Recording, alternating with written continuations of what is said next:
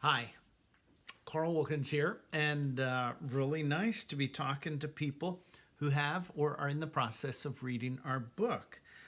And fine list of questions that you have here. I like the first one. What do you miss the most about your family when you were apart? Well, hugs, huh?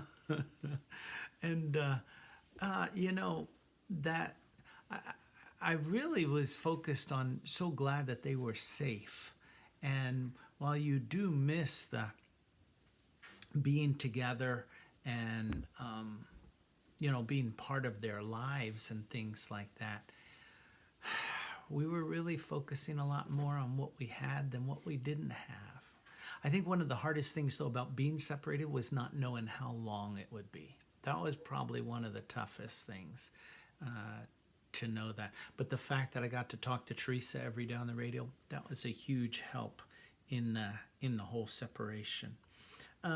Did you ever regret your choice to stay, or did that? No, actually not.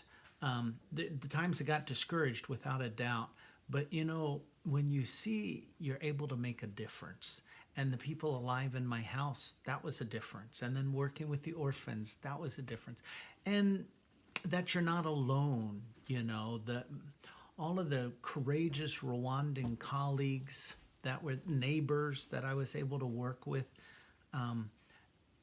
It helps you get through those times where you might have some regrets, and well, not regrets, but discouragement. I'm trying to think if there was anything else in terms of regrets.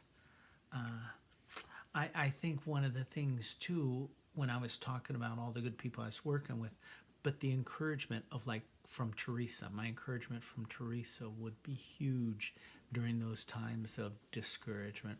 And the people in my house, Pastor Soraya, Mrs. Soraya, oh my goodness, positive, encouraging. Anita, the young lady, doing whatever she could to help around the house. So no regrets about staying. Some regrets about some things that could have done differently, but let's see if somebody asks about that. As you are, okay, are you still in touch with survivors after the genocide? Yeah, definitely. Young man, he was 9 years old. I didn't even know him among all the different children at the orphanage during that time. But since, probably 5, 6 years ago, we've become quite good friends. See him all the time when I go to Rwanda, and in touch on WhatsApp. Now married, has a little handsome little boy. It is a pleasure to see how people are doing. Okay, I said a pleasure. At times too, it's still really rough. I mean, COVID's rough on everybody these days, but unemployment, very hard for people.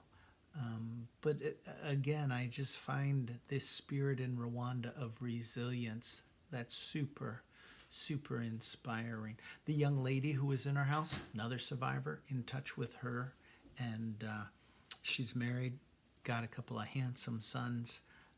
And so, yeah, each time I get to go back to Rwanda, which is pretty much every summer, except, well, the last 2 summers because of COVID, I get to meet up with some of these people.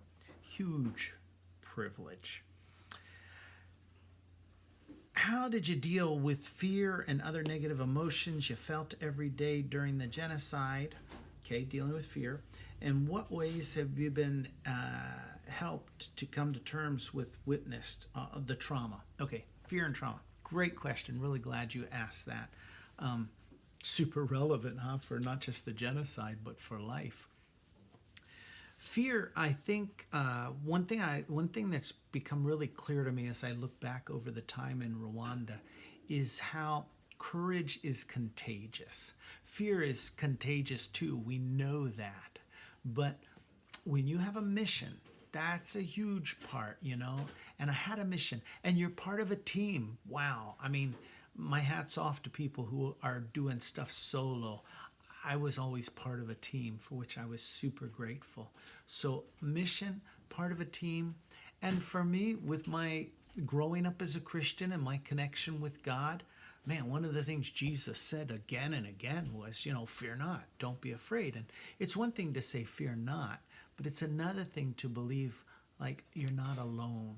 And honestly, fear was a bigger part at the beginning because I was kind of arguing with God, saying, look, God, you wanted me to stay, you keep me alive. That should be the deal. I stayed, you keep me alive. But I finally let go of that ridiculous bargaining and decided to trust that even if I didn't survive, that God would be there for Teresa and for our children. And that kind of coming to terms, so to speak, with death takes so much power out of fear. I mean, obviously I didn't want to die, and I was trusting and doing everything I could, building relationships and stuff not to die. But that connection with people, teammates, people around in Rwanda we were able to work together, the connection with them, and then my connection with God. Those were big parts of dealing with the fear. Trauma,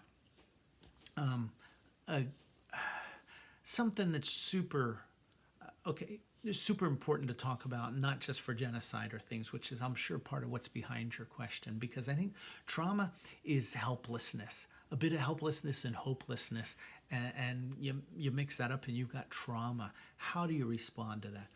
I could really make this whole tape about responding to trauma and getting help, but let me just pick a couple of highlights. One, big believer in getting help and counseling. Massively important in my life. Sadly, it took a long time for me to get over the stigma of getting help, mental health, professional help. But now, man, I am so glad when people ask me about it, because I want to talk about how important that is and how valuable it is. Helps you understand better what's going on in your mind, gives you pathways and strategies to deal with the grief, with the helplessness, with the trauma. I was just talking with a teacher today about the challenges of remembering really traumatic experiences and how you can re-traumatize yourself. In fact, after years of traveling around speaking at schools, I was talking to my counselor one day, and I said, I kind of wonder if I'm re-traumatizing myself every time that I tell some of the especially traumatic, dramatic stories.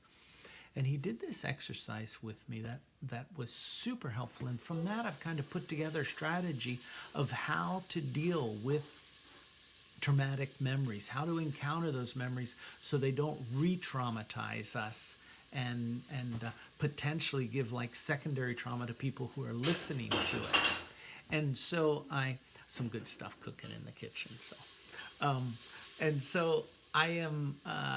I'm really, okay, let me outline just what he did and what it looks like for me now, okay? We're sitting in his office. He says, okay, he put a chair in the middle of the office. Here, sit in that chair, he says. Tell me a story that kind of gives you knots in your stomach, that you wonder, if it doesn't have to be the worst, but just any short story. And I told him the story, you may have read it, about driving down through the valley in front of my house and eventually stopping to pick up a barrel, shooting out the back window of the car, a bullet hole in my headrest. When I finished that story, I had a lump in my throat, I had some tears in my eyes, and he says, okay, come sit back down. I'm sitting on a couch on the side. We're looking at this empty chair in the middle of the office, and he says, how old were you then? And I said, 36. Okay, and he said, let's see, how did he frame this? How old are you now? And that was like 6 years ago, 58, What would the 58-year-old Carl tell the 36-year-old Carl? And I had never done an exercise like that before. And, I was thinking, and then I got even more emotional as I thought about what I would tell the 36-year-old Carl. And I said to the counselor, I would tell him, thinking about that driving through the valley and stuff like that, and the whole big picture of the genocide, I would tell him I'm proud of him. And, that was okay, two things there. One, other people had said, we really appreciate what you've done in Rwanda, or we're proud of you, or things like that. But what we tell ourselves is sometimes the most important message we hear. that was one part of it. And the other part, though, was I was discovering, I should have looked this phrase up. In fact, it's not, I mean, I've just found pieces of this because this strategy that I want to describe to you isn't something I've read a lot about. I mean, I pieced it together from my counselor and my own thinking and my own experiences. It's basically, if you can imagine, like, say I'm the 36-year-old Carl here sitting in the chair, and standing next to me is the 64-year-old Carl. When I tell these stories and I start to feel like a knot coming in my stomach, I tell myself, whoa, whoa, whoa, you are not back there. Memories have a way of snatching us like a time snatch right back there. You are not back there. You're here Zooming with these students in New Jersey or something, You have tools now, 64-year-old Carl, tools that the 36-year-old Carl didn't have. Things like just centering, stop and breathe. The orphanage story where we're surrounded and stuff. When I'm telling that story, I'm not consciously aware of how the story ends. I mean, that nobody gets killed. If somebody stops me in the middle of the story and say, well, how did it end? I can tell them, nobody got killed. But while you're going back, time snatched back into that 36-year-old Carl experience, all the emotions are flowing through your brain and hormones releasing and, adrenaline and stuff like that. But I felt like it was important to be authentic, to kind of go back and tell that story. Well, it's still the same Carl who's telling the story, and I'm telling it as honest as I can remember it. But I'm telling it from the perspective of kind of next to the 36-year-old Carl.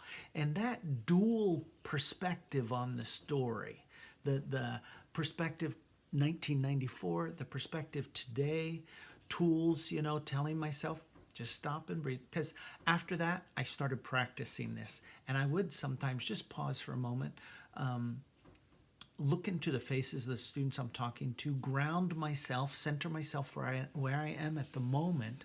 And I tell you, I can tell those stories and stuff now without any knots in my stomach. I might still get tears or something, but nothing wrong with tears. I don't want to not have tears at times, in fact. So that's just one strategy from the counselor and my experience in dealing with trauma. In addition to professional counseling, journaling, super important to me. A good support system, friends, and being part of friends' support system. That's all really important, I think, to the healing process. Being willing to keep talking about it too, even though it is hard, although you can learn strategies like this kind of dual perspective strategy that I was telling you about, it still will be difficult at times, but knowing that, you know what, it's going to get better. But if I stop talking about it, chances are I'll get frozen kind of in there. So those are a few thoughts about dealing with the trauma. No nightmares anymore. Maybe 4 or 5 years since I've had a nightmare. And they got milder and milder as the years went on. So, yeah, thanks for asking about that. Fear and trauma. What do you hope the readers will learn from reading the book? Oh, man, I hope they'll learn how important taking time to build relationships is. The relationships we were able to build before the genocide were so important during the genocide. The relationships our kids built with the neighbors, that second night of the genocide when a gang came, our neighbors said they were there to kill us, and they turned them away by telling stories about our kids playing with their kids. The importance of relationships. The fact that we can do something in practically every situation, even if that doing something is not doing anything but being present. I hope that people will take away the power of presence. How, I said at the beginning there, to make the decision to stay in the presence of Anita and Janvier was powerful impact on making the decision. So when we're making decisions that impact people's lives, hopefully we're near them, we're listening to them, we're able to empathize and connect with them. So the power of presence would be another thing from the book. Finding allies among the enemy. That's a big one that I hope people can take away. That every human who might do something inhuman, or when they do something inhuman, is conflicted. And that conflicted part is something that we can appeal to. The way I frame it is the potential for good is in everyone. I didn't really know that consciously. I mean, that wasn't one of my pillars during the genocide. Subconsciously, I think there was some knowledge of that. But now that I look back over those stories, and I hope when people read this, they see the potential for good is in everyone. And it's so important to believe that, because if we don't believe it, we won't look for it. We won't ask for it. You know, that secretary who told me to ask the prime minister to stop the massacre, I never would have thought of that. And even now, I'm not big on the fact that there's a bunch of good in that prime minister, but the potential to do something kind and life-saving is in everybody, I believe. So that potential for good in everybody is a big, big deal.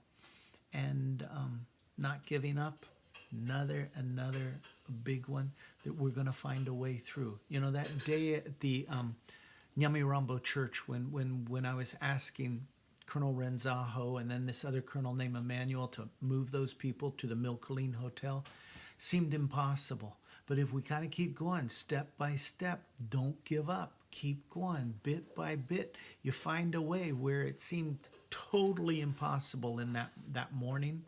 By the time I went to bed that night, yeah, don't give up. Those are a few things, a few of the takeaways I hope people will take from the book. And why do you think so few others stayed? I think often people don't know that they don't know they can make a difference. You know, I think that's one of the big things about making a difference is knowing that you can. It's so easy to think, oh, what can I do? You know, we start with what's right in front of us. We start with what's right at hand. My wife and I, we started with the 2 people in our house. So I think one of the reasons is people didn't believe that they could make a difference. Also, shoot, when bullets are flying, you don't blame people for wanting and to protect their family. I was super fortunate that my dad was there. No doubt Teresa could have done it if she had to by herself, but my dad was there. So together with Teresa and my mom, able to take the children to safety. That was a big deal for me that made it possible for me to stay. You know, if I didn't have anybody in our house to protect, I might not have stayed. So obedience to authority, that'd be another reason that people didn't stay. And I think, you know, whether we have a habit of questioning authority, and I'm not talking about anarchism and, you know, trying to always make trouble for trouble's sake, but I think knowing that for me, I felt like I answered to somebody higher than the American government. So that obedience to authority, I think, would be a big part. Last question, favorite memory of time in Rwanda? Oh my goodness, so many good memories. During the genocide, probably one of my favorite memories was that story of bringing the little orphan guy to be reunited with the orphan guy and the little baby sibling to be reunited with their mother at the Red Cross. Really was just an amazing day standing in the lobby of the Milcolene Hotel when 12 people from Nyamirambo Church arrived there. Wonderful memory. This is not in Rwanda, but outside of Rwanda, you know, being reunited with my family, massively powerful, beautiful memory. And just after, during peacetime, on Friday evenings, we were there with the Seventh-day Adventist Church, so we observed what we called Sabbath from sundown Friday till sundown Saturday. Friday evenings, we'd go up to a hill overlooking the city. I would usually ride in the back of the pickup with the kids. Teresa would drive. We'd go up top of that hill. We'd sing some songs. We'd look at the beauty, and we would just begin that rest that was so refreshing and nourishing to us every week that we called the Sabbath rest. And those rides in the back of the pickup with the kids and looking at the hill, listening to the cows, playing tag with the local neighborhood kids, those were some of the really fun memories there in Rwanda. thanks again for this chance to, thanks for your questions, and thanks for this chance to visit a little bit here. Please feel free if you have any other questions anytime or you want to explore something else. My email's carl.wilkins@yahoo.com. Happy to correspond. And thank you, Nicola, for setting this all up. Really appreciate the opportunity. Take care.